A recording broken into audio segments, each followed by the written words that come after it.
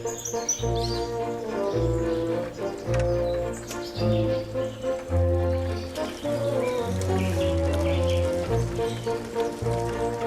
Mrs. Plummer. Morning, Fred. Morning, Mrs. Plummer.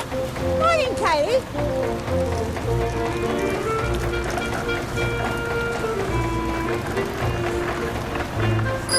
Morning, Mrs. Plummer.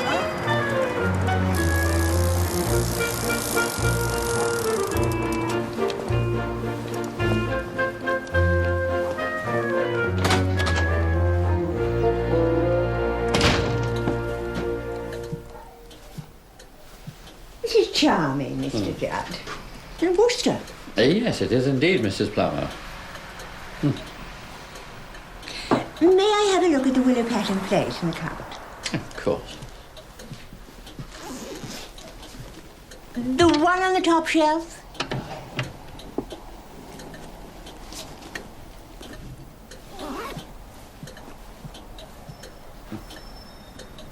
No, I don't think so. Thank you, Mr. Judd. Great pleasure, Mrs. Plummer.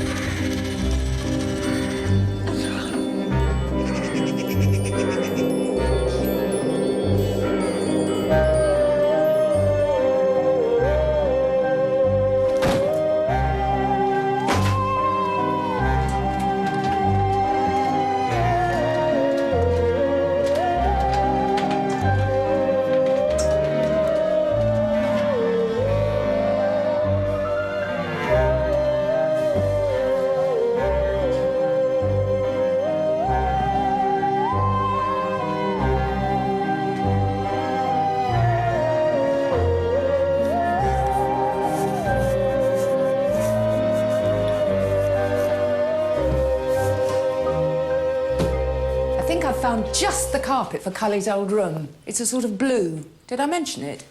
It's a bit dearer than we originally discussed. About £100. Well, actually nearer £200 dearer, but it's perfect. Thought we could go into Corston and look at it together on Saturday. And I think we should buy a bed. Joyce?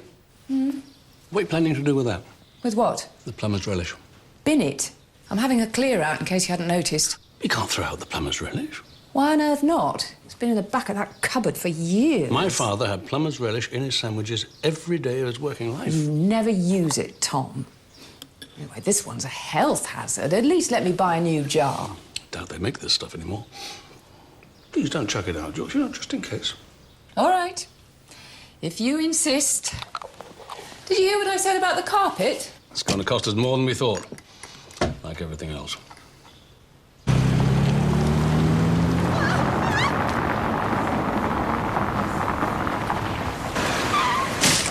What? Oh, for God's sake. Listen, I sent them a cheque about a week ago. You did? We'll take it out of the other account. Welcome to Plummer & Sons, ladies and gentlemen. It can't be. My name's Sam Hart. It's my great pleasure to be showing you around our famous factory today. Well, you're the accountant. You sort it out. That's what I pay you for. Right, well, we'll get you signed in and kitted out with the appropriate clothing. Then I'll show you lucky people how Britain's favourite relish gets made. Oh, stop whinging, man. Try and look at the bigger picture. Morning, Mr. Anselm. Gentlemen, will you wait down this, please? All down here, please. Thank you. Down this way. Fallen off again, Anselm. It's nice to see you too, Caroline. Quickly. All down. Anselm. Hello, Mummy. Rather changed. Caro, dear. You're so pale. Are you eating. I wish. And where the bloody hell is Rafe? Where do you think?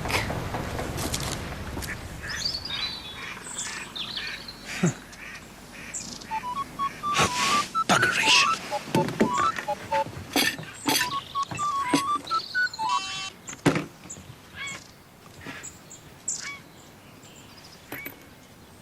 Oh, bugger.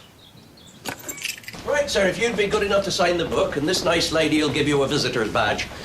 This nice lady happens to be my good lady wife, so we have to be on our best behaviour, don't we? Enjoy the tour, ladies and gentlemen. The AGM's due to start in a minute. I better put my skates on. They'll be wanting their tea and biscuits. All right, love. I'll see you later. Right, everyone. Up. This way, please. Follow me.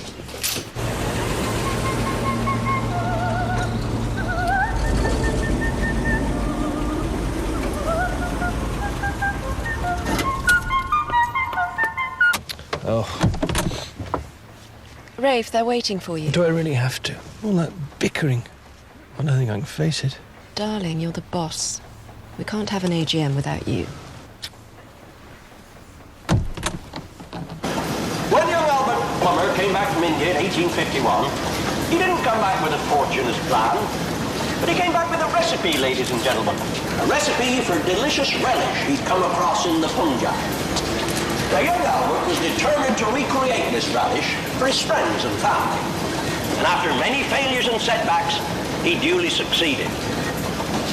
And that secret recipe, handwritten by young Albert all those years ago, is still kept under lock and key in the company boardroom.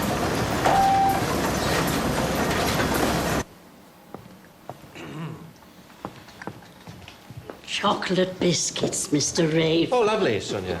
Lovely, thank you.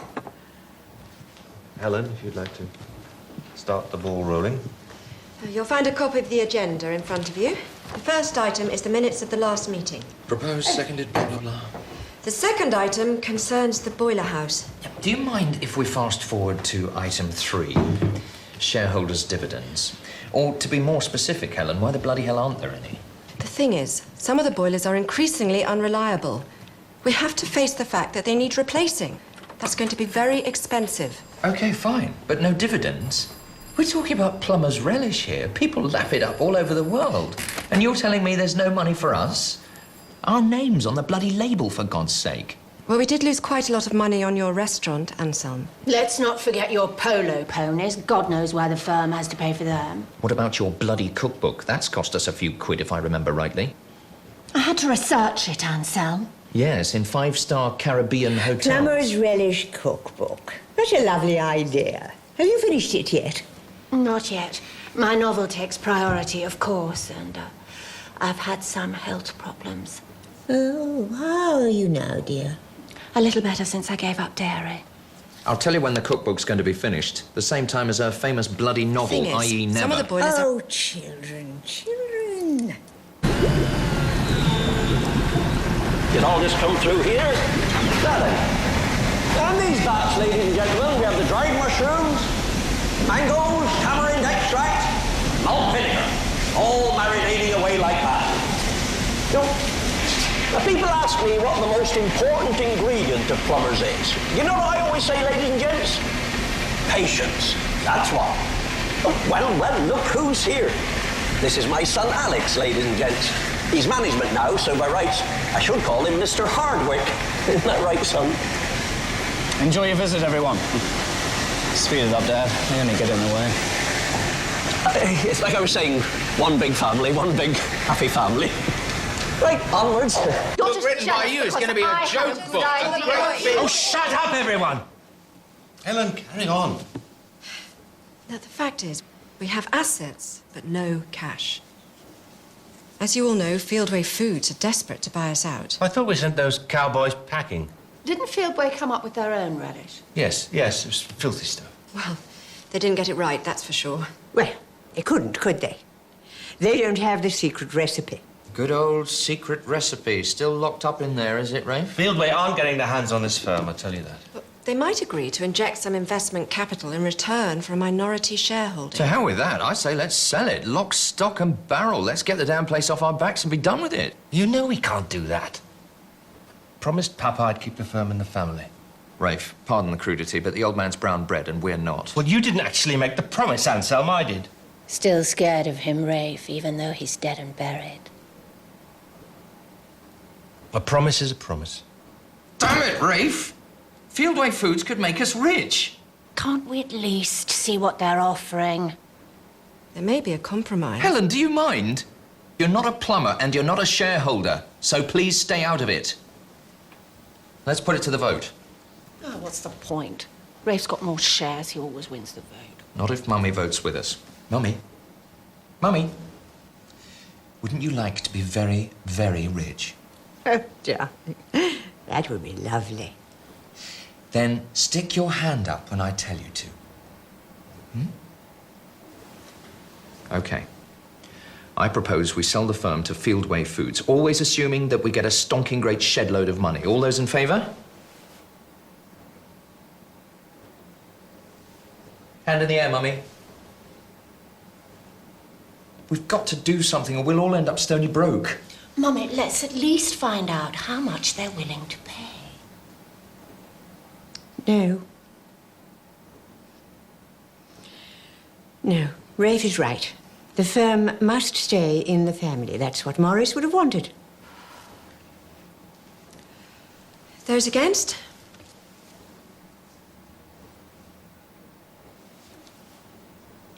Carried.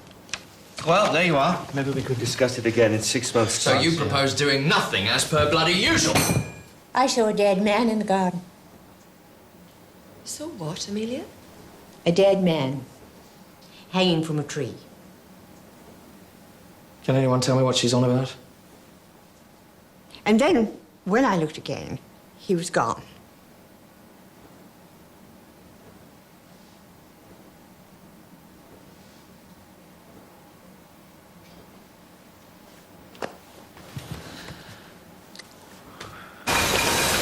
This is the sterilizer, ladies and gents. Here at Plumbers, we're committed to the most rigorous standards of hygiene.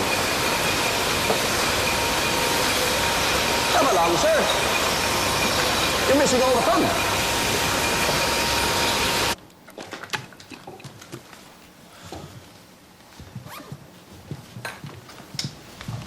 Well done, Rafe. Another triumph of indecision.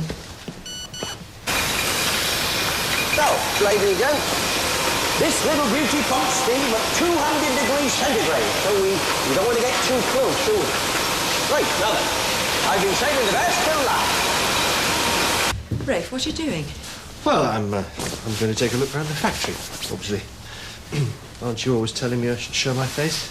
Well, yes, darling, that's marvellous. It's just so unusual.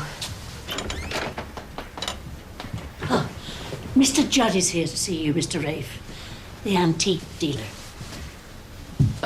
Not too bad this time, Mr. Plummer. It's a little Worcester jug, 150. What the hell's this about? It's all right, Anselm. I'll deal with it. It's Mummy, isn't it? She's been nicking things again. No. She's getting a little forgetful, that's all. What's all this nonsense about dead men hanging in the garden? Well, she probably dozed off and had a nightmare. Oh, Mr. John! And what brings you here? Look, I don't want to talk about it in front of other people. You carry on, and I'll deal with Mr. Judd. All right, darling. Thank you, dear. You take a check, Mr. Judd. I will, thank you so much.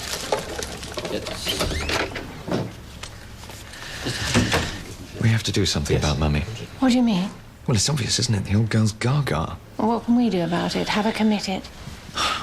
Now, there's a thought.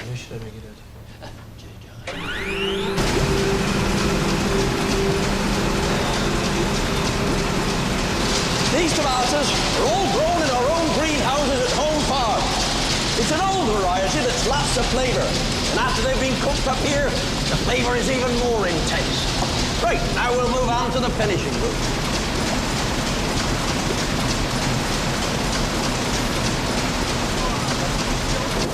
Come on, you stragglers, keep up at the back. Oh, that's too slow. Took the blue. Hello? It is you, isn't it? Oi, careful.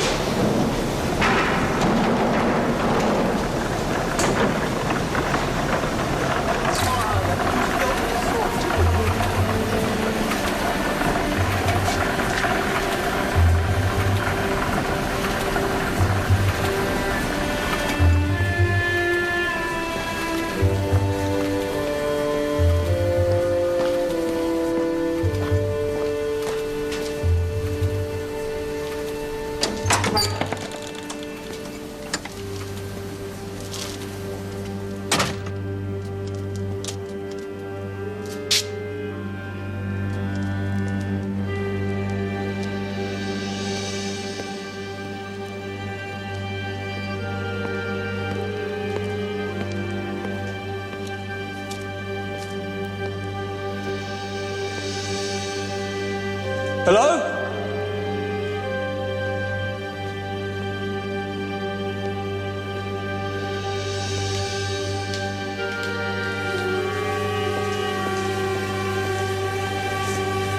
Oh, there you are. Funny place for a meeting, isn't it?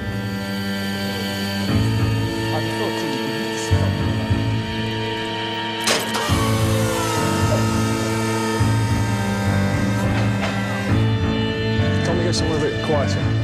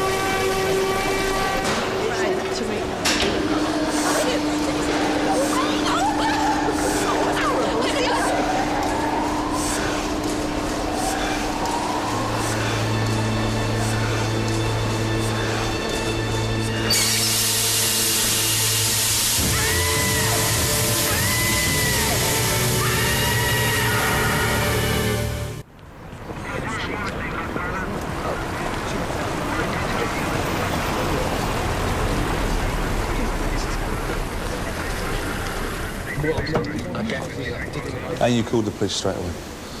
All right, Claire. Kath's going to take you to the station, take a statement. Thank you. Morning, sir. Let's wait. This one's a bit different, sir. So I hear. Morning, Tom. Here's one for the memoirs. Yours or mine? Both, I reckon. This thing here is a bottle sterilizer, pumps steam at 200 degrees centigrade. So Chummy here is done to a turn. Do we know who he is? No, we don't, sir. We're checking the workforce, see if anyone's unaccounted for. Time of death, George? The scalding heat's going to make it very difficult to ascertain. Best indicator will be the contents of his stomach. The sterilizer was emptied at the end of yesterday's shift, so whoever he is, he found his way in there sometime during the night. And who would have been here last night? Security guard, sir. He lives in the cottage by the factory gates. I'm assuming someone's checked this isn't the security guard. Yes, sir. He's at home, tucked up in bed. We'll send someone over to untuck him. Wouldn't have been easy, that, would it? Forcing someone into a contraption like this against their will. Unless he was already unconscious. Or already dead. Who's in charge here?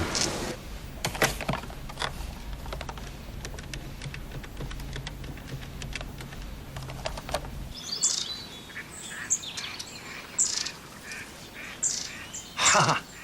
Hello, you beauty. Oh. Damn. Damn. Damn.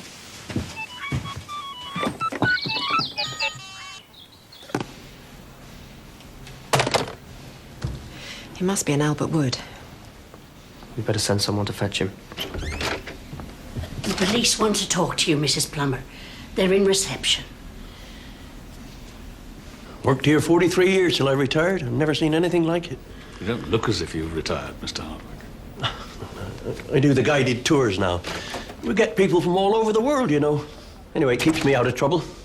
Oh, talking of trouble, here's my better half. And Tracy, This is Helen Plummer, sir. go and get the visitors. I'm Detective Chief Inspector Barnaby. I take it you're in charge. Oh, no. I'm only the company secretary. My husband's the managing director. Hello, any news? He's on his way. This is Alex Hardwick, the production manager. When do you think we'll be able to start work again? Not today, that's for sure. Well, how about tomorrow? Let's see how today goes, shall we, sir? Sam, you better cancel today's tour. Okie dokie. Thank you. Everyone's here, Mrs. Plummer, except 8 on their holidays and 3 off sick, so he wasn't one of us. Mr. Hardwick, did you take a tour around yesterday? Yes, I did. How many people on that tour? 12, wasn't it, Sonia? Yes, I think so. Let me see. Yes, 12 signed in. And 12 signed out. Yes, I counted the visitors' badges when they returned them. But you didn't count actual people. You didn't count heads. No, I'm sorry, I never do. Long as I get all the badges back. It's all right, Sonia. It's not your fault. Okay, Scott, get the names, addresses, all the visitors. Check them out. And tell everyone they can go home once they've made statements. Just what I needed. I suppose I better notify the family. Family? My husband's family, the Plumbers. This is still a family-owned business, you see. We had the AGM yesterday, so they're all staying up at the house. What time was the AGM? 4 o'clock, tea time. AGMs are always at tea time. And when was Mr. Hardwick taking his tour around? About the same time, now you come to mention it. Oh, dear. What's the matter? No doubt this will end up being my fault, one way or the other. Why? Sorry. Pretend I didn't say that. Bit stressed at the moment.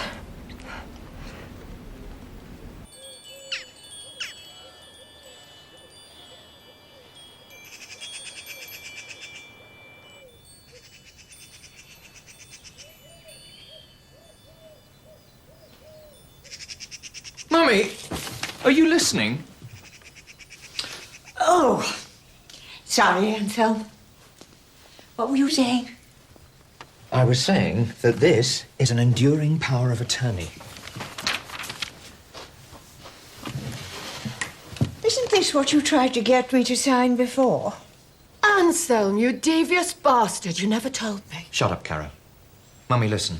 If, God forbid, something were to happen to you, this means that Caro and I would be able to look after you. And your affairs, if you were unable to look after them yourself. If I went gaga, you mean? He doesn't mean that, Mummy. Actually, yes, that's exactly what I mean. Listen, Mummy, if you don't sign this and you go doolally, we won't be looking after you.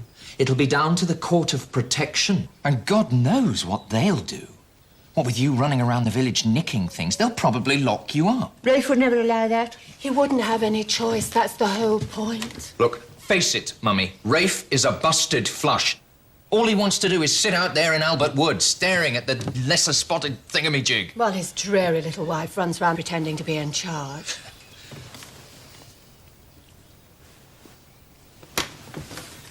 All right, if you won't sign this, how about giving me some of your shares? And me? You already have some shares, darling, and so do you, Caro. Yes, but Rafe has got more, so we can't outvote him. Whatever I suggest, Rafe votes against it. The truth is, he resents the fact that I'm the one with the ideas. What, like the Plumbers Relish theme park, I suppose?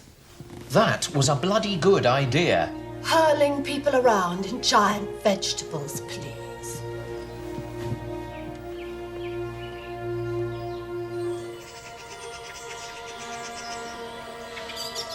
Perhaps I won't see him today.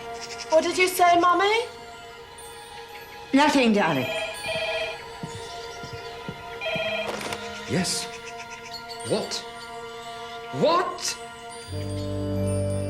Well, I don't see what the hell we can do about it. Just what we need. Some twerp's got himself killed up at the works. Who? Who's killed himself? How the hell should I know?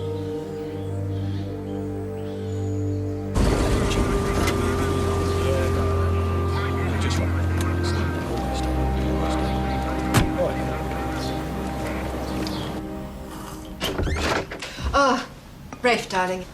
This is Detective Chief Inspector Barnaby and Detective Sergeant Scott. My husband, Rafe Plummer. How do you do? How do you do? Ghastly business, this. Ghastly. Do we know who the poor chap was? Oh, we've ascertained, Mr. Plummer, it's not one of your employees. Oh, well, thank heavens for that. But there's a chance, very good chance, it was one of the visitors on yesterday's guided tour. Oh, but how? I mean, we take such care. Rafe, the inspector doesn't think it was an accident. That's right, Mr. Plummer. We are treating the death as suspicious. Good God. That's why we've had to shut the production line, sir, so we can gather forensic evidence. And we'll need to double-check the movements of everyone yesterday afternoon. Of course, of course. Yeah, and not only the workforce, sir. I want to talk to everyone who was at the AGM. What do you mean, the family? What on earth for? Oh, darling, Inspector Barnaby will need to talk to everybody. Well, yes, of course you will. Yes, absolutely. Mr. Rave. Mr. Rave. Chocolate biscuits. Oh, lovely. Lovely, Sonia, thank you. I notice you have CCTV cameras outside. Yes, that's right. Could we look at the tapes for last night, please? Tapes? Oh, no, dear, there aren't any tapes. We haven't put tapes in since the cutbacks. We've had to make some economies lately, Inspector. Well, if there's anything else, please don't hesitate to ask my wife, because I'll probably be working from home for the rest of the day.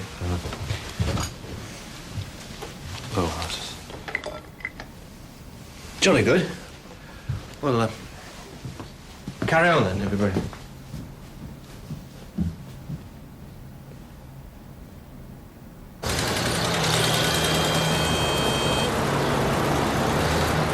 I'm sorry. He's always on edge when the family's here for the AGM. And the business with this poor man has thrown him completely. Well, we'll want to talk to you both again, Mrs. Plummer. I suggest you come to Plummer House later today. I'll try and make sure the rest of the family are there as well. That's kind, thank you. I appreciate that.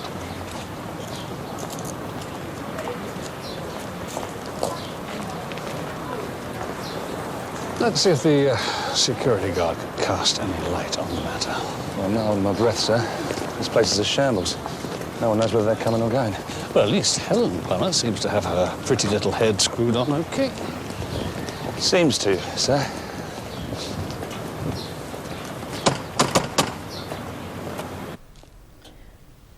Go on, Keith, tell him. You don't know the Plumbers anything. All right. All right, well, something did happen last night. Mr. Anselm turned up at the main gates just after midnight, shouting to be let in. He said he'd left his mobile phone in the boardroom. He'd been at the AGM, you see, earlier that day. The whole family had. So what did you do? Well, I opened the gate and let him in, didn't I? And then I unlocked the boardroom for him. Well, after he hadn't come out, after about 10 minutes, then I went back in. Yes, and? Go on, Keith. Yeah, you see, Mr. Anselm had the door to the safe open. So, well, I said to him, you know, is there anything I can do for you, Mr. Anselm? And he said, no, there bloody well isn't, like that. And then off he went. He was in a right mood. He was in a right mood, Mr. Anselm. He's always in a mood, isn't he, Anselm? Always. And then you did a tour of the works? Well, sort of. I mean, my routine was up the spout, wasn't it? You know, I was all over the shop. So I did 2 circuits, straight off, to make up. And you did pass the bottle sterilizer? Oh, yes, yeah. Yeah. I didn't see anything unusual, you know, honest to God. I mean, apart from Anselm turning up, it had been a night just like any other night. If you work nights, Mr. Carter, how come you're wearing your uniform this morning? Oh, well, I do a little job now and again, you know, the odd afternoon. Down in Corston, you know. Not a lot to it, just shopping centre. Doesn't leave you much time for sleep, does it? If the Plumbers paid him a decent wage, he wouldn't have to moonlight, would he? Whatever happened last night, he slept through it. But yes, Scott. Really? Thank you. One of the visitors on the tour yesterday gave an address in Corston. Doesn't exist. Name? John Smith. John Smith. Unbelievable. Hang about, Scott. What was missing when the victim was found? I don't know, sir. If he turned up nude, even Sonia Hardwick might have noticed. His clothes. His clothes. Wonder if this place has got an incinerator.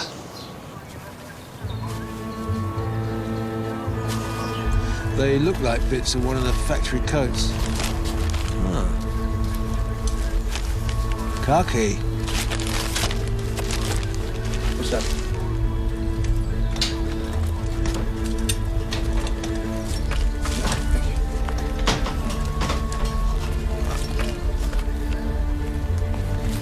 Can you read that? What's it say? Lockwood? Dexter Lockwood.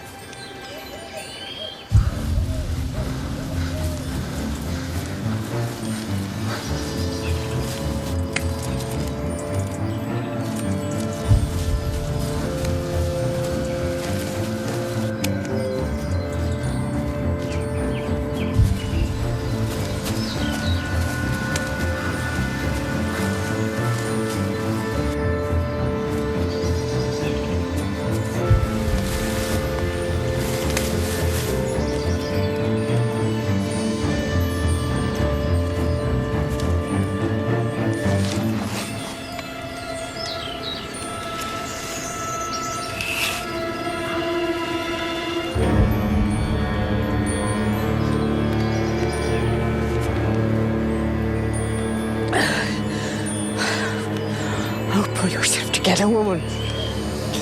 You're imagining things. Look again. It'll be gone.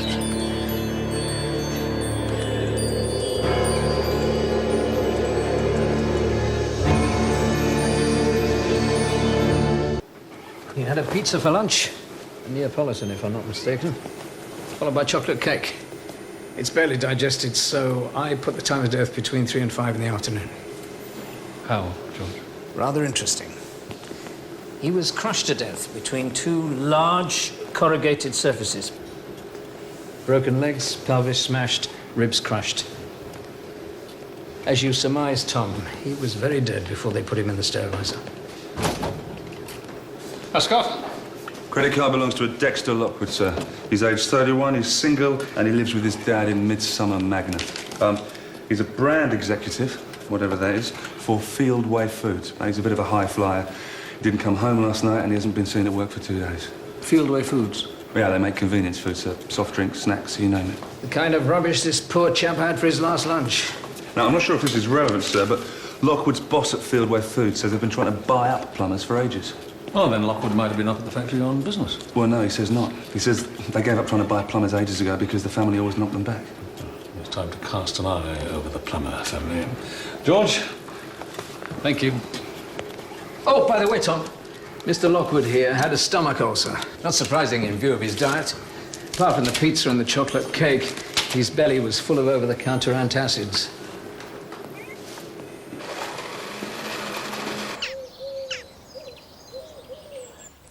After the AGM broke up, I went onto the factory floor to talk to Alex Hardwick, and we passed the boiling room as the visitors group was leaving it. I didn't pay them much attention, I'm afraid. I had too much on my mind. Unlike the rest of us, I suppose. And you, sir? I left straight after the meeting, didn't I? Me too. I had to work. I'm a novelist, you see. And last week she was a painter. And the week before that she was a filmmaker. Ansel, please. And you, Mr. Plummer? Well, after the meeting, I had a little business to transact with Mr. Judd. Then I walked home. I left the car for Helen. Now, I did some paperwork and drove home about an hour after the others had left. My hero. Who's Mr. Judd? Oh, his... He runs the antique shop in the village. It was a personal matter. I was hoping to talk to Mrs. Amelia Plummer. I didn't think it necessary to involve my mother. She's very frail. Anyway, she left straight after the meeting. Oh, okay. And none of you returned to the factory after that?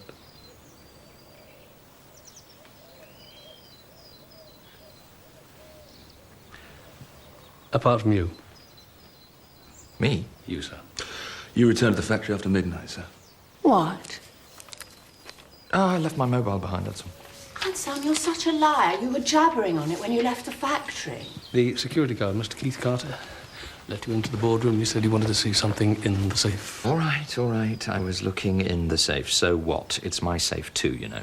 What on earth for? I bet he was looking for Albert's secret recipe. What were you going to do, flog it to Fieldway Foods? Nonsense. You are hilarious, Ansel. If you took any interest in the firm, you'd know the original recipes in the bank in Causton. The real secret is that it's inedible.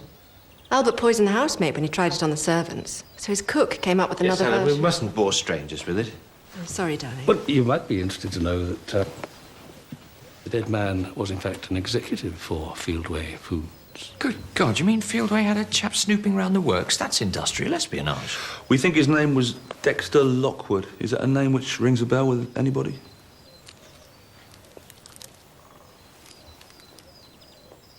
No, I can't say that it does.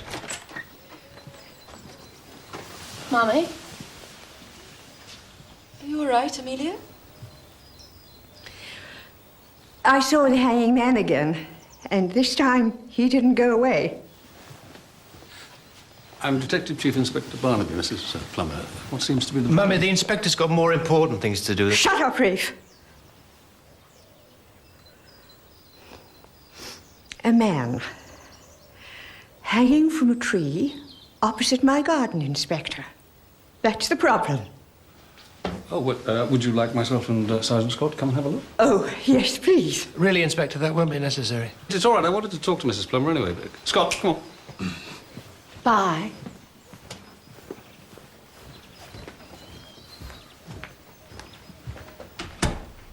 Lockwood, he's nothing to do with the charge. Oh, that's enough, Ansel.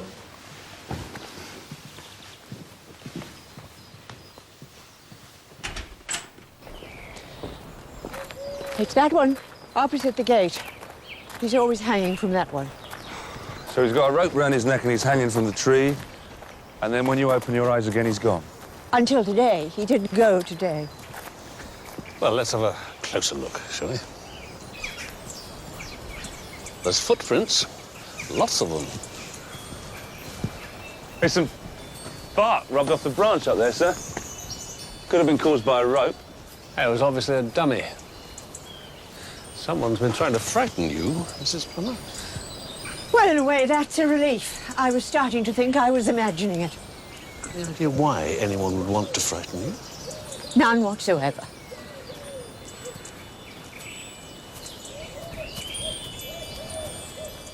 That man at the works, do you know who it was? Yes, it was a young man called Dexter Lockwood. Did you know him, Mrs. Plummer? Forgive me, I suddenly feel awfully tired. Will you walk me back to the house? Yes, certainly. It's probably kids. A lot of trouble to go to just to frighten an old lady, Scott.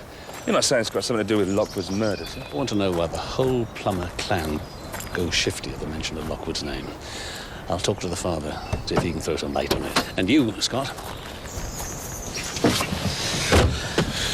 you go back to the factory and talk to everyone who's on the factory floor at the time. We've already taken statements, sir. Yeah, I know we have. We'll have to take them again.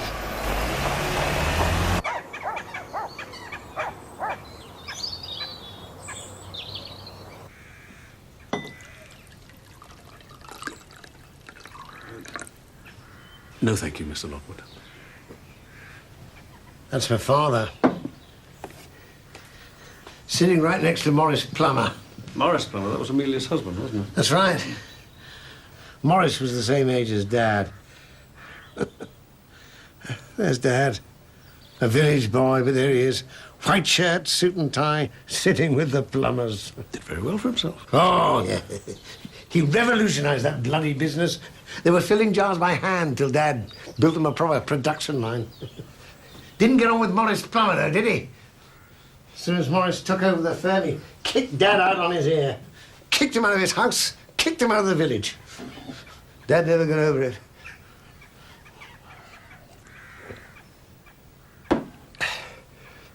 He committed suicide. That was the coroner's verdict. But it was murder, if you ask me. Mr. Lockwood, what do you think your son was doing at the plumber's factory? I don't know. Dexter was a bright boy. He was really going places. Just like Dad. And now he's dead. The plumbers killed my father. And now they've killed my son. I don't want to talk anymore. One more question, if you don't mind, Mr. Lockwood. Your father? How did he commit suicide? He hanged himself. Hello, Inspector. Sergeant Scott said to tell you he's in the cafeteria. Through the door, turn right, and you'll find it next to the Relish Museum. Thank you.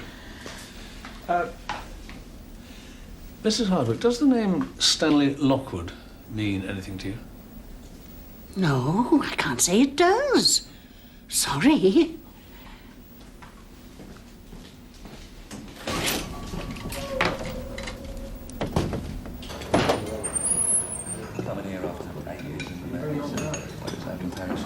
I'm really, really interested, Dan.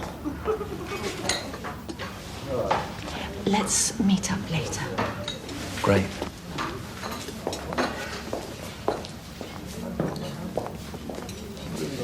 Scott? Before you say anything, sir, it's not what you're thinking.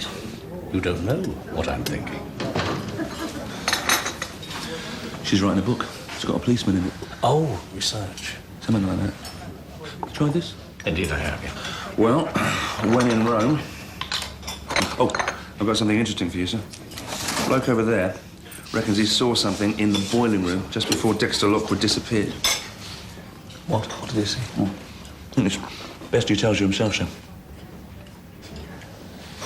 It's interesting. It's an acquired taste. Peppery. It's fruity. Hint of turmeric. Quite autumnal. Yes. Shall we do some work?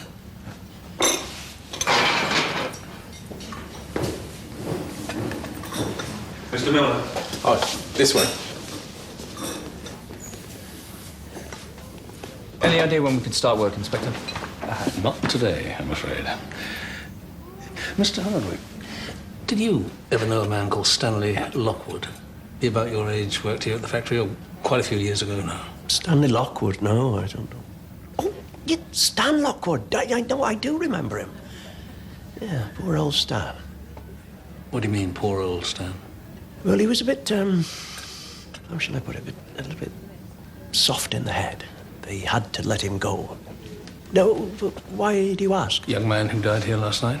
He was Stanley Lockwood's grandson.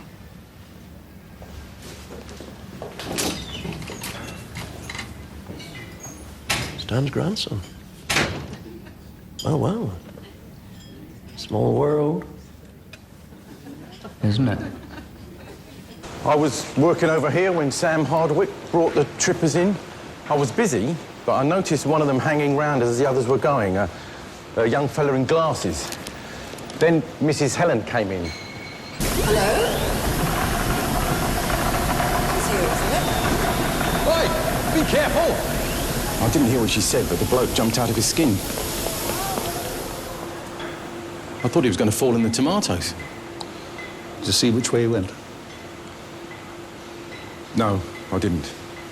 Helen Plummer says she went straight back to the office after a chat with Alex Hardwick, but then no one can confirm her whereabouts for the next hour. Now, she's very little, Scott. You're not suggesting that Helen Plummer waylaid Dexter Lockwood, somehow or other crushed him to death and manhandled him into the sterilizer, eh, Scott? No. But why didn't she tell us she'd spoke to him? Sam Hardwick took the visitors to the finishing room that way. So let's assume that Dexter Lockwood went this way.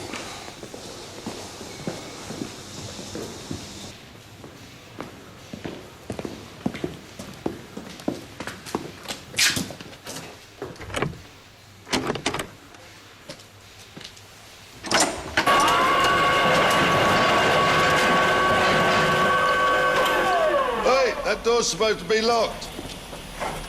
You switch that off, please. Scott, you take that end. I'll take this.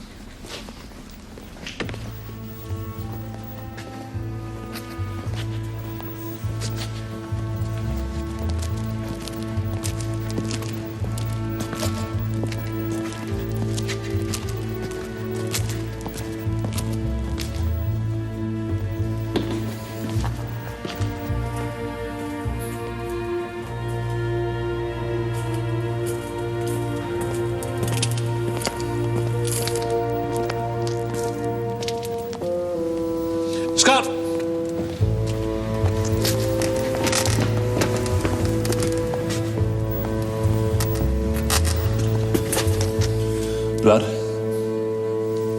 Relish.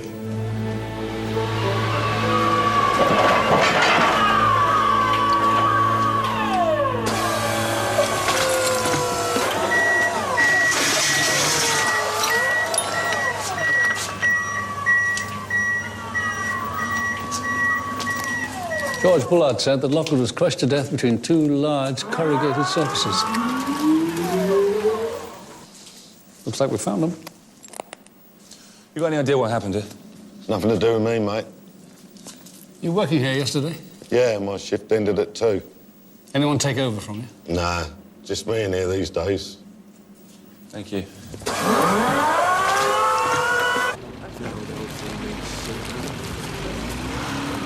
I was looking for you. I was looking for you. I think I know why. You recognised Dexter Lockwood on the factory floor? I'd rather not talk about it here. Do you know the two brewers in Midsomer Market? Indeed I do, yeah. I'll meet you there at 6:30, if that's all right. Okay.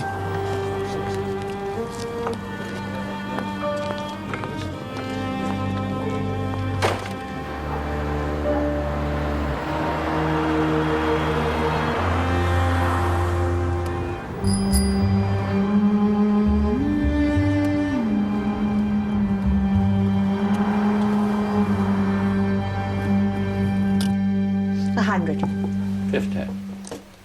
75. Done.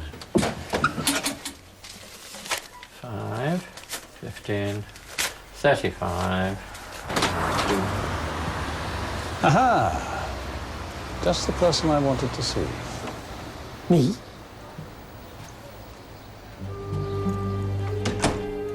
Now, please, finish whatever it is you're doing. 40 makes 75.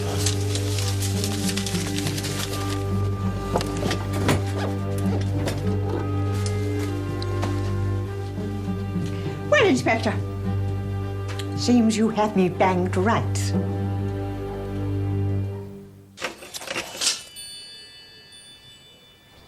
All clear. Thank you, Inspector.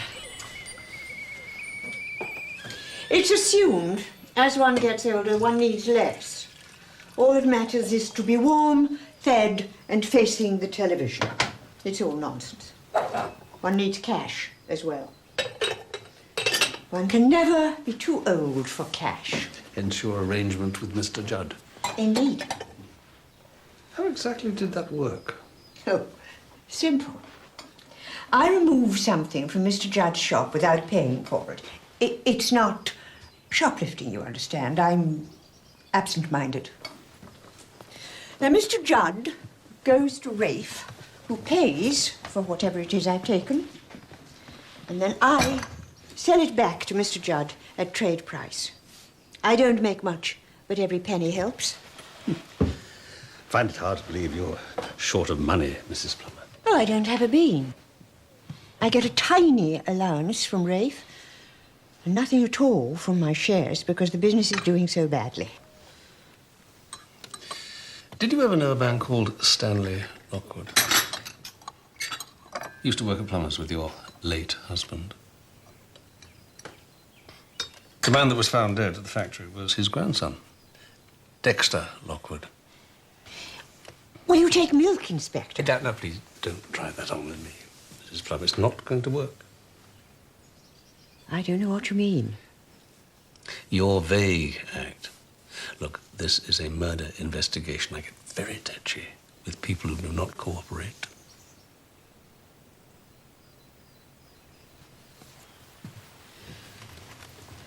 Yes. I knew Stanley Lockwood. He was handsome, funny, clever. And I loved him, Inspector. And he loved me. Stanley was desperate for me to marry him, but... But? He was a village boy. So what did I do? I married Morris.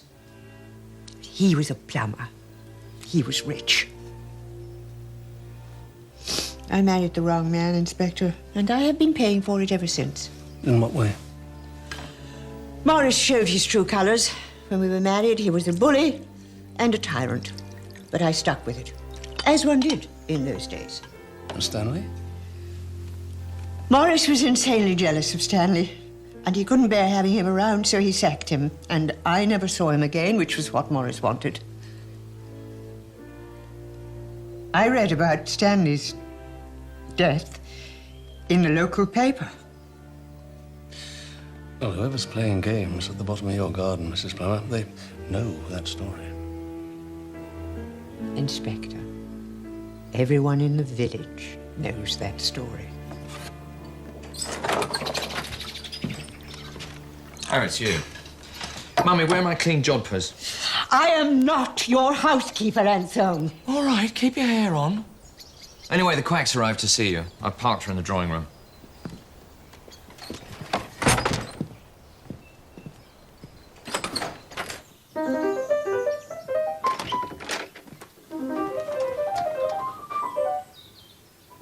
Hello.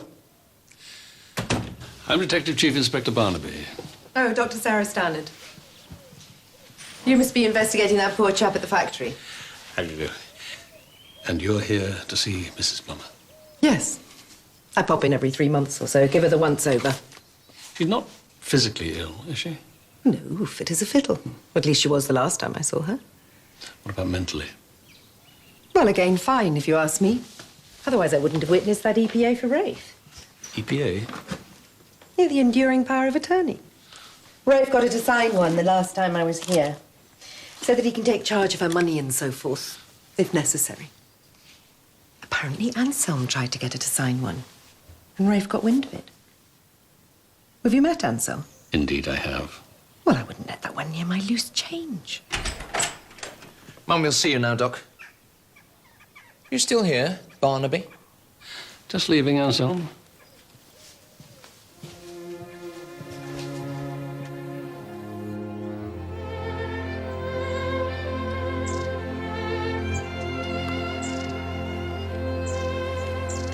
Now then, where are you today?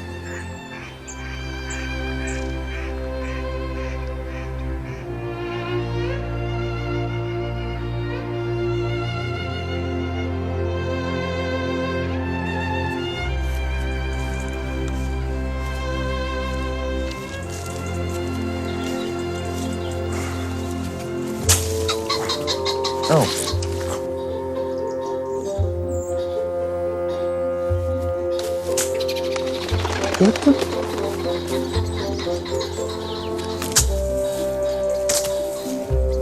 Ansel?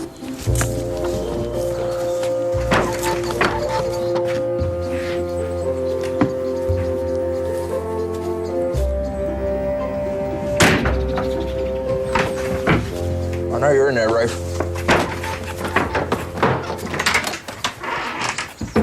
Ooh. You have made it cozy. Please, Anselm, a pair of goshawks have taken up residence in the wood, and if you stomp about like a demented... Let's have a look, then. Ah, goshawks, eh? Don't touch that! Do calm down, Rafe. You make yourself ill. Don't you think it'd be best if you went back to London? Oh, well, I would, like a shot. Only that policeman's asked me and Cara to hang around for a bit. What for? We're suspects, I suppose, in the gruesome slaughter of Lockwood Jr. Hey, I'll tell you who my money's on. Young Alex Hardwick. Oh, don't be ridiculous. Well, he's a chippy little sod, oozing envy from every pore. And as for his dreary parents, lovely old Sonia and Sam... They've been with the firm for years. They have our interests at heart. Cobras, they hate our guts. Heaven knows where we'd be without Alex. Yes, and look where he's got us. We owe the bank millions, the domestic market's dried up. Now the factory's closed down because somebody shoved a stiff in the sterilizer. I mean, not even you could find a silver lining in that little lot. Oh, they're back. The goshawks are back. Oh, dear God, I give up.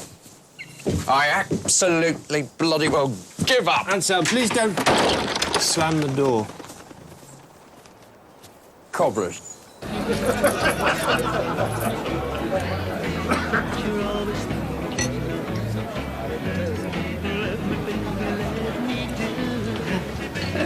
Oh, thank you. Now, I thought I recognised Dexter Lockwood on the guided tour. But when I went out to say hello, he ran off like a scalded cat, so I thought maybe it wasn't him after all. Then it turns out it was. Maybe it was the glasses. I hadn't seen him wearing glasses before, you see. And I should have told you, I know, but I didn't want to talk about it in front of the family. Why not? Because I'd had some meetings with the Fieldway Foods people. I was hoping I could hammer out a compromise that would save the firm without having to sell it outright. And what happened? Well, about a month ago, suddenly everything went quiet. I phoned Dexter to ask him what was going on. And? Well, he didn't return my calls. Isn't that your sergeant? Red wine. Can I get a glass of red wine, please? Did you know about Dexter's grandfather and his connection with Amelia? No, not until you told me about it. Mind you, that's typical of the plumbers. Keep everything in the family. Well, well, Miss Goody Two-Shoes out boozing with a copper. You don't like her very much, do you? Oh, she's such a teacher's pet. When she married Rafe and started working at the factory, she made a point of doing every job in the place. Talk about sucking on. What do you mean, every job? Well, you know, she worked on the production line, in the bottling plant, you name it, she did it. Silly. She used to work in the warehouse. Yes, I think she did. And nobody was the slightest bit impressed. Anyway, we're here to talk about my book, not her. Yeah. What's the book about again? It's about a talented, sensitive woman struggling to break free from her Philistine, materialistic family. Right. Where does the policeman come into it? That's what we're here to find out. When Helen worked in the warehouse, did she used to drive a forklift? Is that why you're here? To pump me about the damn farm? Did she, Carol? Well, of course she did. There's not much else to do in a warehouse, is there?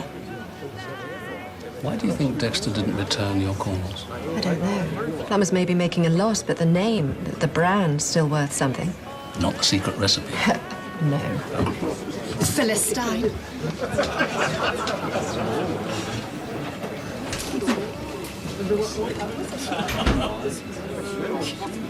It's mostly sugar and vinegar anyway. The other ingredients just look good on the label. Tomatoes, onion, garlic. Tamarind, ginger, Scotch bonnet, cinnamon. You've done your homework. I'm impressed. Look, my father always had plumbers on his sandwiches every day. I used to read the label. I thought it was so exotic. And I was very disappointed when I found out that Scotch bonnet was a sort of pepper and not a Celtic hat. Oh, I better go and see how Rafe's getting on. There's a pair of goshawks in Albert Wood, so he's taken to sleeping in the hide. Well, that must be inconvenient.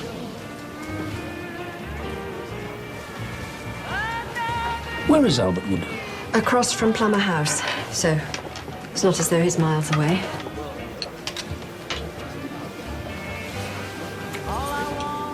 Well, thank you for the drink, Inspector. I enjoyed it. Me too.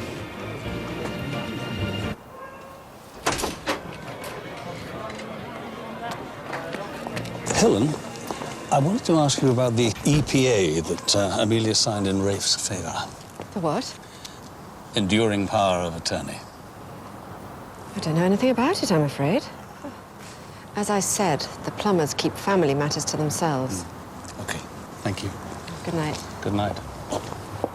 Good night.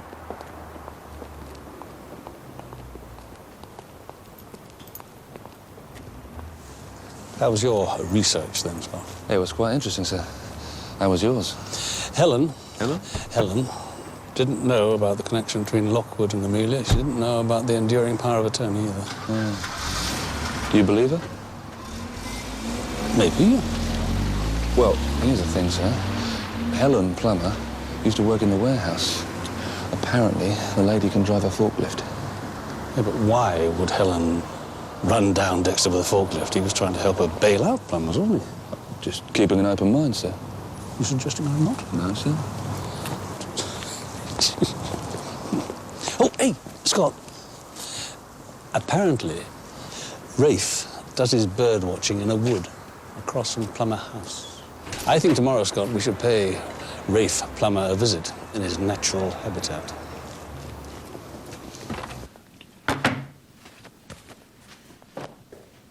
There's a colour called oyster. I think would go well with the blue carpet. Oyster? Since when has oyster been a colour? It's a sort of a grey, Tom. Oh, grey, I've heard of, yeah.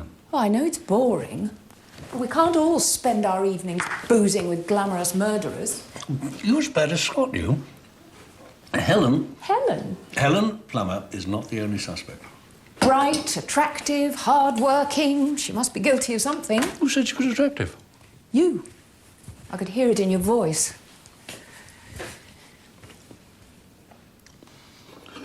What is this? Do you know, it's been so long since I've cooked it, I can't remember. Here, this might help. So Ralph Plummer gets his mum to sign the power of attorney thing and tries to freak her out with a hanging man trick. Yes, the idea being that then he can take over the running of her estate. There's one problem with that theory, however. Which is? She doesn't have an estate. Oh.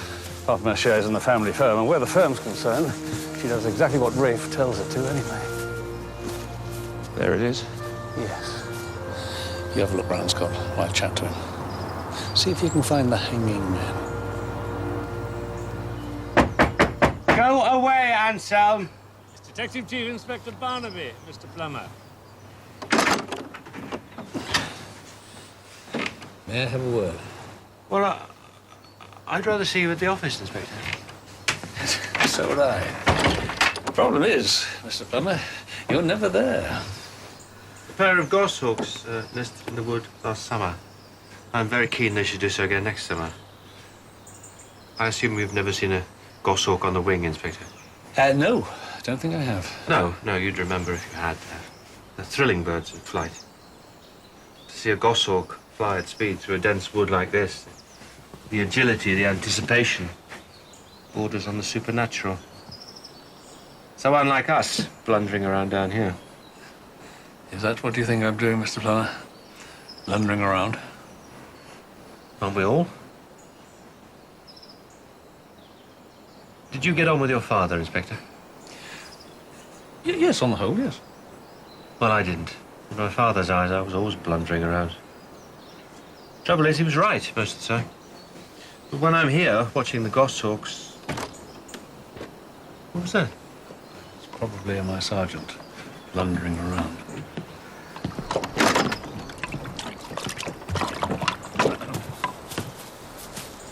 Morning, Mr. Plummer.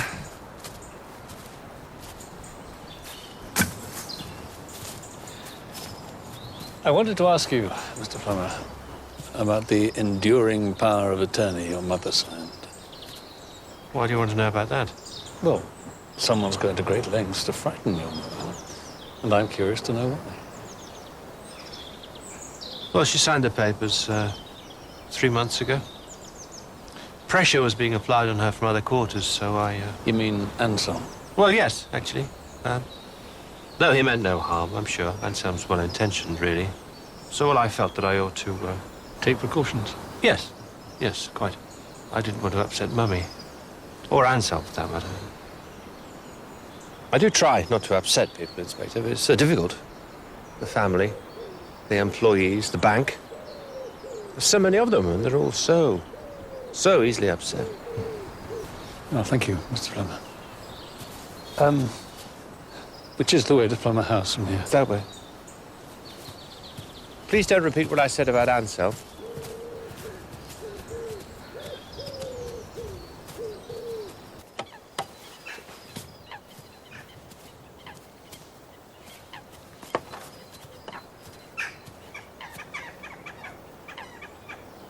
There must have been 2 of them, Scott.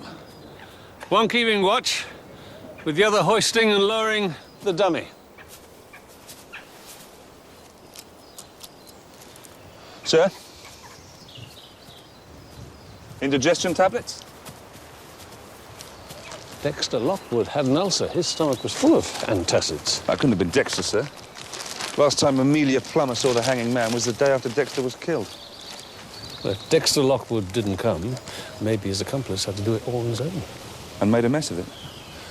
She did say, didn't she, that the last time she saw it, the body didn't disappear straight away. Time for another chat with Lockwood Sr.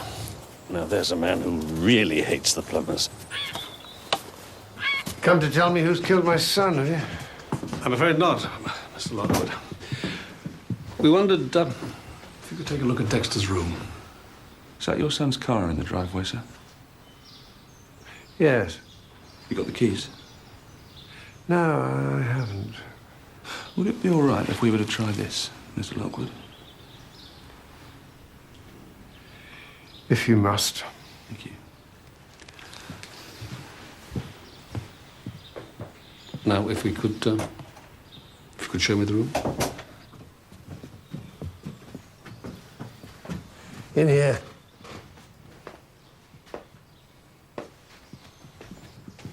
That's his office. What are you looking for, exactly? Anything that may tell us why your son was killed, Mr. Lockwood. You've run out of ideas, haven't you?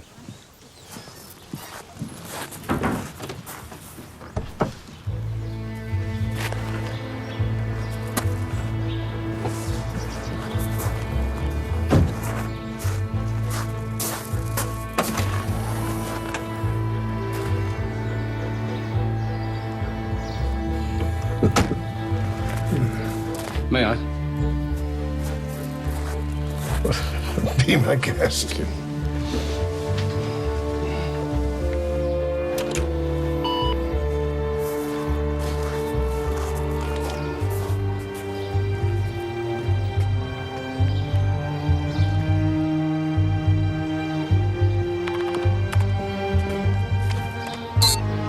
Don't suppose you know the password to Dexter's computer? No, I don't. I don't suppose you know where that missing file is either, do you? No, I don't.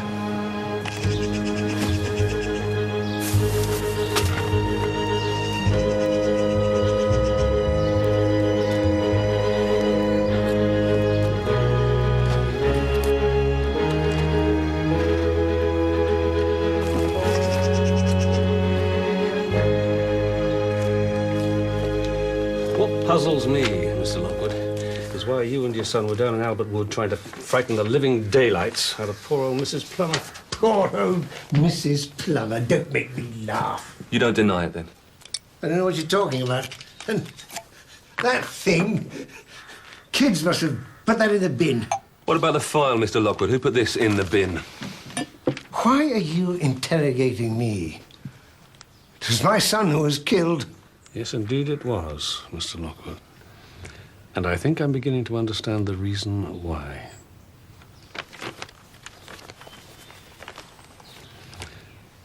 An enduring power of attorney. They seem to be all the rage in these parts, don't they?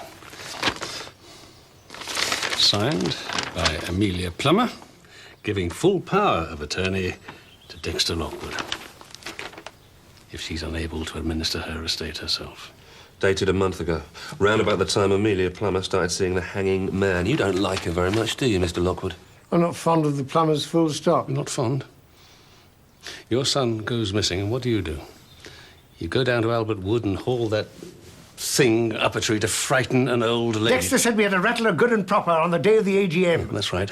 Drive her mad and activate the power of attorney. Now, you listen to me, Barnaby. Oh, you listen to me, Mr. Lockwood. I am trying to find out who killed your son, and all I'm getting from you is lies, evasions, and an attitude that does your son no credit at all. Now, you start being straight with me, or I will take you down to Causton Station and charge you with conspiring to pervert the course of justice. Not to mention coercing the old girl into signing this. Coercing? She didn't need coercing. And why was that, Mr. Lockwood? It was the letters. What letters? Dexter Lockwood came to me about a month ago. He said he'd found some letters that I had written to his grandfather, and would I like them back? I I said yes, of course.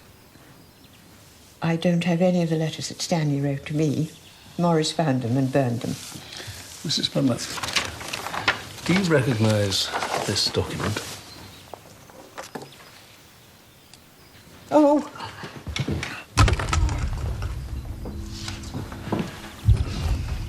You're right, Mrs. Plummer. Yes, thank you. You sure? Yes.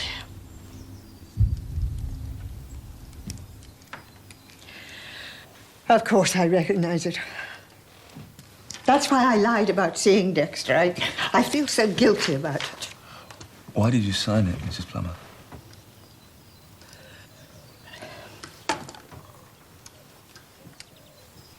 Dexter said Helen and Rafe were planning to sell plumbers to Fieldway Foods. He said... What did Dexter say? He said the firm was in terrible debt. He was worried that once the deal went through and all the debts were paid, there would be nothing left for me, and I would be shut away in some dreadful nursing home. And you believed him? I love my children, but I'm under no illusions about them. They're all of them in their separate ways totally unreliable. I'm afraid the picture Dexter painted was all too believable. He was sweet, like his grandfather. It was as if Stanley had come back to me. This is dated a month ago. Can you remember, Mrs. Plummer, when you first saw the hanging man? Well, it was just after my birthday. So, a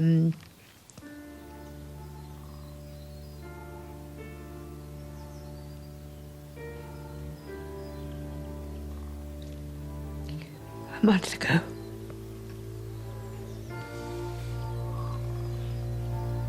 Sorry, Mrs. Plummer.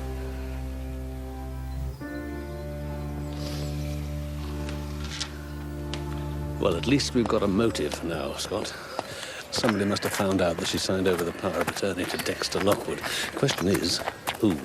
Well, none of the plumbers would have been particularly impressed, sir. I suppose they would. Before we do anything else, I want to find out what Dexter had on his computer. Start with that. Helen Plummer was the one who had all the dealings with Dexter, wasn't she, sir? It's just open mind, Scott. Sir?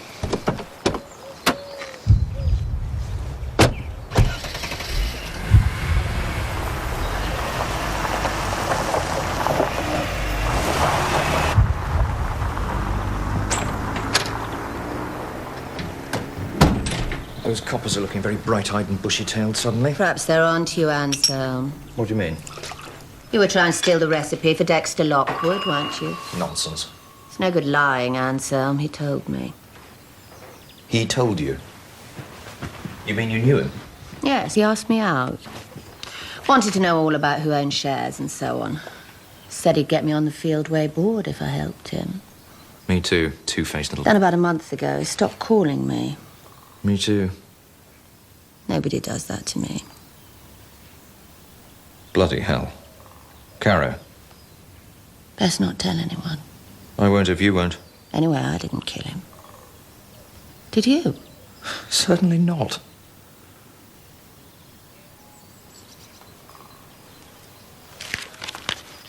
That's how they make their money. What do you mean? You can never get it all out of the jar. They do it on purpose. Oh, it's congealed, look. Can't the glamorous Mrs. Plummer give you some on the house? That might be construed as a bribe, Joyce. You haven't noticed, have you? Notice what? My new reading glasses. Yes. They're very, Well, very what? Very sexy? Very scary? And give me a clue. Glasses. What happened to the glasses? Glasses, Scott. Sir? Helen Plummer said that she'd never seen Dexter Lockwood wearing glasses before. What became of the glasses, Scott? Well, they weren't in the incinerator, sir, and the Socko boys have been through every inch of the factory, so... Whoever killed Dexter Lockwood was hoping to get the body off the premises during the night. They were probably reckoning on the security guard sleeping through his shift, as usual. But in the middle of the night, Anselm turns up, creating mayhem, and after he's gone, the security guard starts doing his job properly for once, patrolling the factory. So they make do with hiding the body in the sterilizer? Maybe the glasses fell off while he was being killed. Or when the body was being moved? Yeah, so you're moving the body, glasses come off, you bend down, you pick them up. And you put them in your pocket. And you put them in the pocket of the white coat you have to wear on the factory floor. And in the general panic, you forget all about them. So we check all the white coats? Must have already gone to the laundry. Let's ask Sonia Hardwick. She's bound to know. Come on, sir, we'll tell Sonia we'll have a little Upton in 10 minutes. Well, that's the last thing we want, isn't it? Oh, yeah.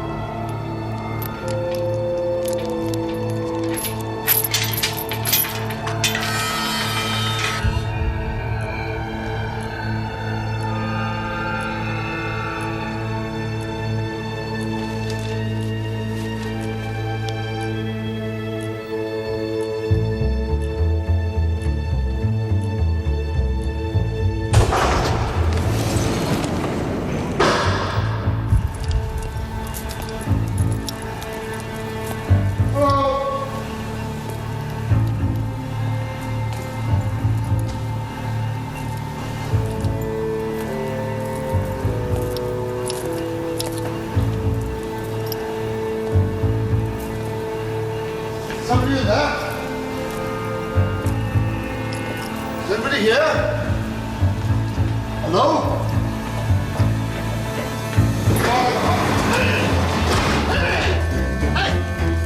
Hello?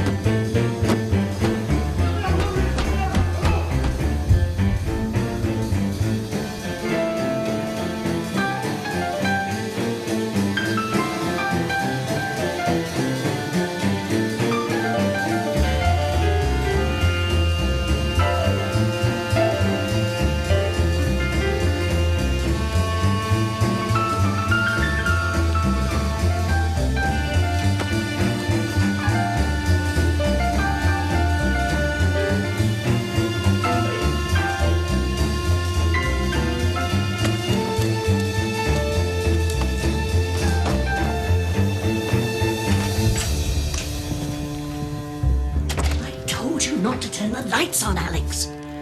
Oh, dear.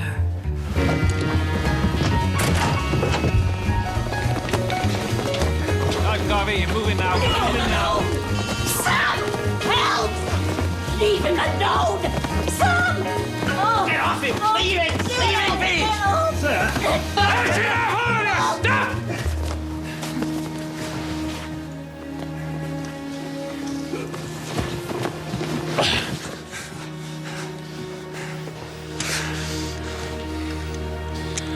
Well. He should never have come here, trying to muscle in on other people's lives. Shut up, Alex. It wasn't our fault the lad died, I swear. It was a terrible accident.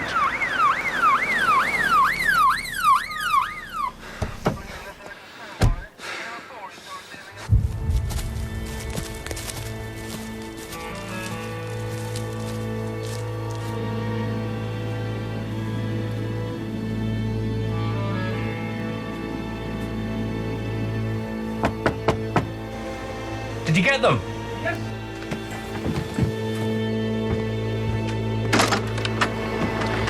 Yes, I've got them.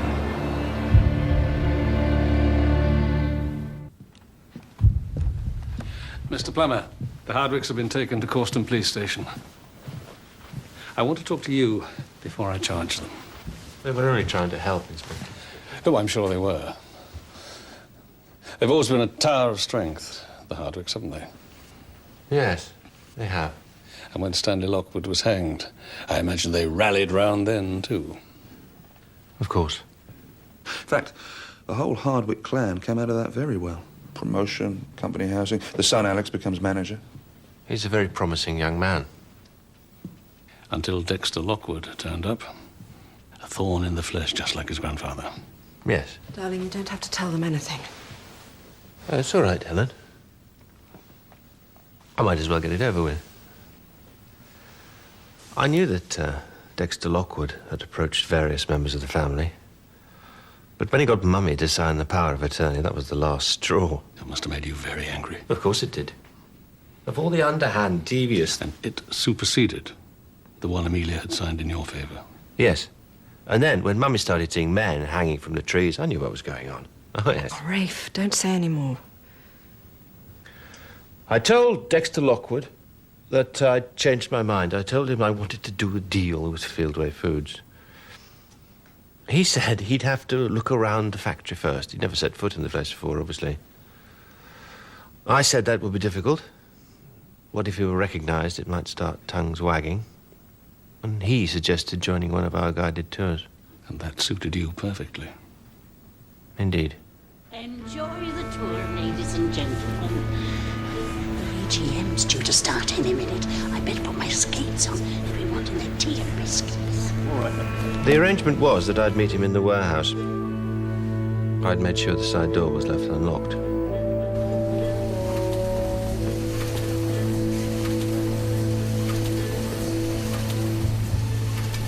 Once he was in the warehouse, I cornered him and ran him down with a forklift. Oh, Rafe. I waited until everyone had gone home. Then I cleaned up as best I could. Then I dragged Lockwood to the main doors of the warehouse. That's when his glasses fell off. I picked them up and put them in my pocket. My plan was to leave him by the doors and then somehow try and get him into one of the delivery vans. But it became obvious that wasn't going to work. Thanks to Anselm, the security guard started doing his job for once. I realized I wasn't going to get the body off the premises, so I stripped Dexter Lockwood and shoved him into the sterilizer. Yes. Yes, that's right. He was covered in relish. And you did this all by yourself? Of course. Well, there you are, Inspector. You have your confession. There's the end of it. I'm afraid not, Mr. Plummer. Because I don't believe a word of that. Would you stand up, please, sir? Scott, the coat. Sir. You try that on, please.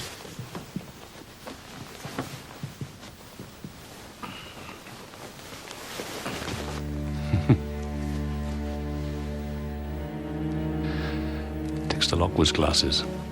They weren't in your coat. They were in your wife's.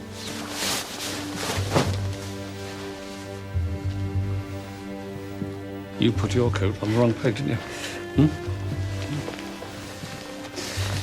And the fingerprints on the glasses, Helen, they'll be yours. You recognized Dexter Lockwood on the factory floor, didn't you?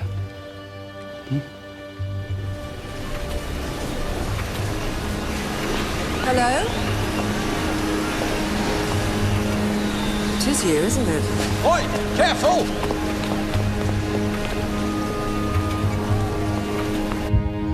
Your husband can't have told you about his meeting with Dexter Lockwood, so you didn't know what he was up to.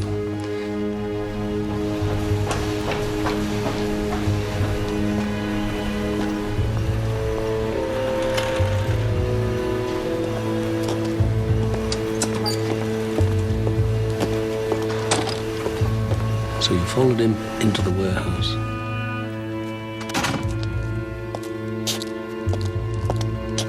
Funny place for a meeting. I thought you needed to stop I'm sick of your devious tricks. Do you understand me? You don't go near my mother again, ever. You saw them talking together, and that is when you decided to kill Dexter Lockwood.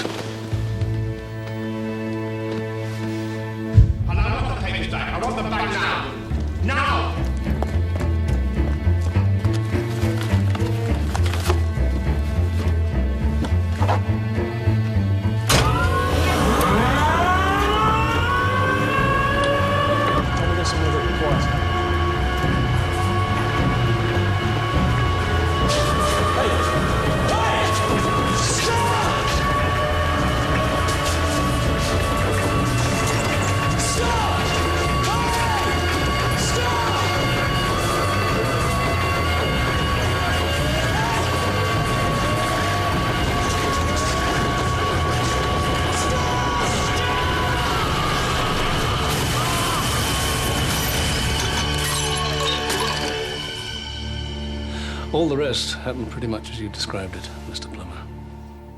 Except it wasn't you who picked up the glasses, was it? It was your wife.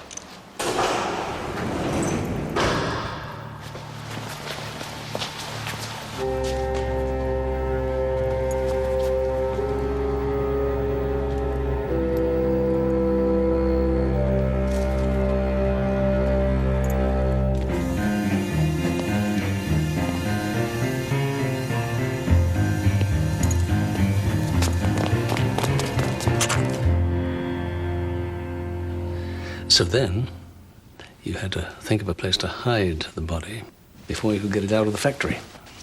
I wonder, who thought of the sterilizer? I did.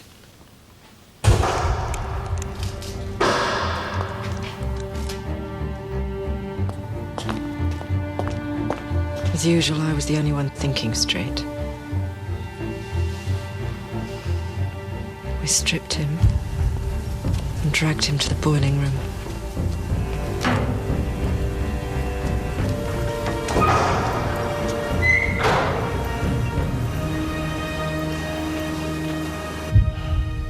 Then we heard Keith Carter coming back.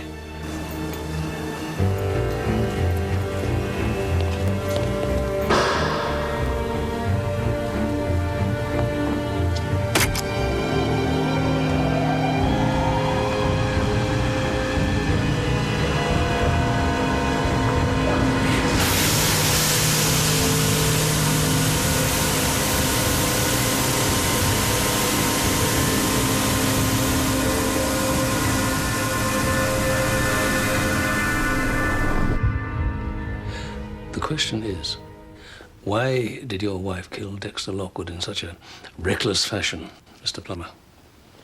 Because of what he did to my mother, of course.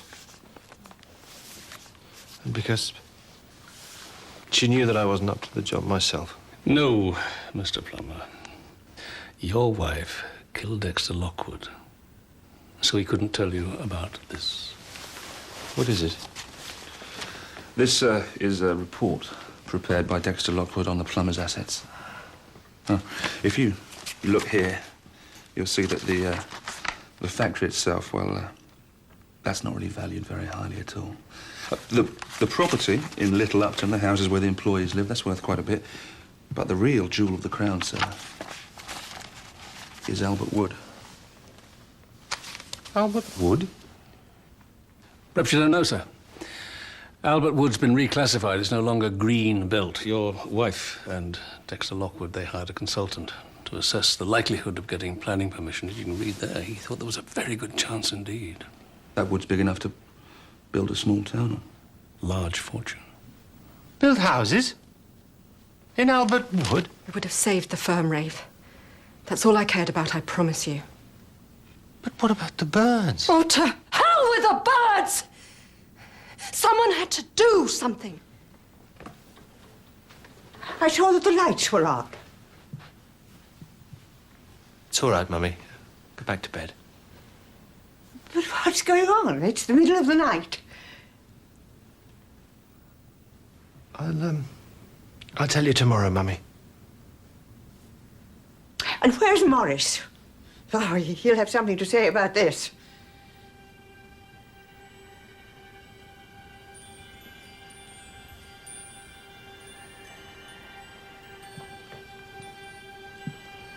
I'll take you back to the cottage, shall I? Who are you?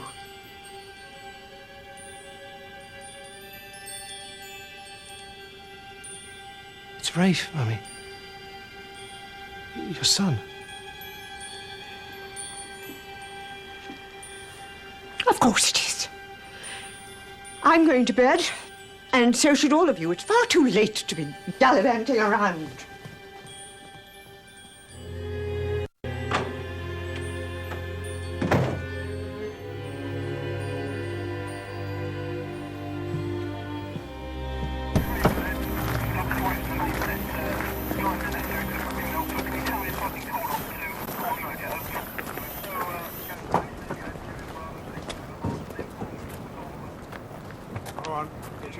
I suppose this means I'm in charge. It means we're in charge. What do you know about running a factory? What do you know about running a factory? Bells, Cara. Does this mean we'll actually have to work? Don't say it, Scott. I told you so. Did you get the new blue carpet? No? What about the, what was it, the oyster paint? No. Good. Not sure that was going to work.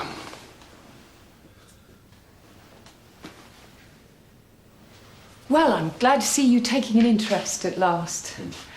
I bought you a new jar of this. Oh, thank you. It shouldn't have bothered. I thought it was your favourite. Well, it was, but it isn't anymore. I think they changed the recipe.